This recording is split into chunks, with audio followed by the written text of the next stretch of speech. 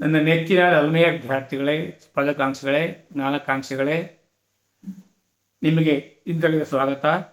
ನಾನಿಂದು ಚರ್ಚಿಸಲು ತೆಗೆದುಕೊಂಡು ಬಂದಂಥ ವಿಷಯ ನೀಲಿ ಧ್ವಜ ಪ್ರಮಾಣೀಕೃತ ಭಾರತದ ಕಡಲ ತೀರಗಳು. ನಾವು ರಜಾ ಬಂತು ಅಂದರೆ ಎಲ್ಲೆಲ್ಲೋ ಸಂತೋಷ ಪಡಲಿಕ್ಕೆ, ಮನೋರಂಜನೆ ಪಡಲಿಕ್ಕೆ, ನಮಗೆ ಬಂದಿರತಕ್ಕಂಥ ಮಾನಿಟ್ರಸ್ಸನ್ನು ಖಾಲಿ ಮಾಡಿಕೊಳ್ಳಿಕ್ಕೆ ನಾವು ಕೆಲವೊಂದು ಸ್ಥಳಗಳಿಗೆ ಪ್ರವಾಸ ಮಾಡ್ತೇವೆ.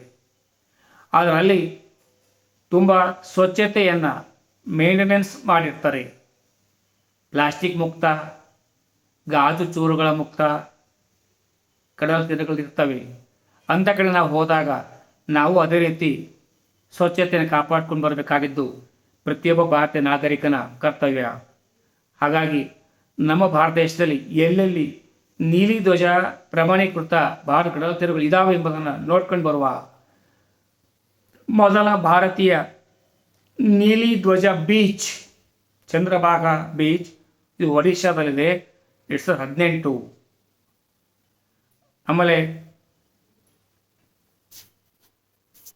ಘೋಷಣಾ ಬೀಚ್ DU, ಪರ್ನಿಕ್ beach Maharashtra, Nagaon beach Maharashtra, Ladghar beach Maharashtra, Shrivardhan beach Maharashtra, Kasaragod beach Karnataka, Padubidri beach Karnataka, Kadmat beach Lakshadweep, Minicoy Thundi Lakshadweep, Chal beach Kerala, Kovalam beach Tamil Nadu, Eden beach Puducherry, Kappad beach Kerala, Rushikonda beach Andhra Pradesh, golden beach Puri Odisha, Radhanagar beach Andaman ಮತ್ತು ನಿಕೋಬಾರ್ ದ್ವೀಪಗಳು.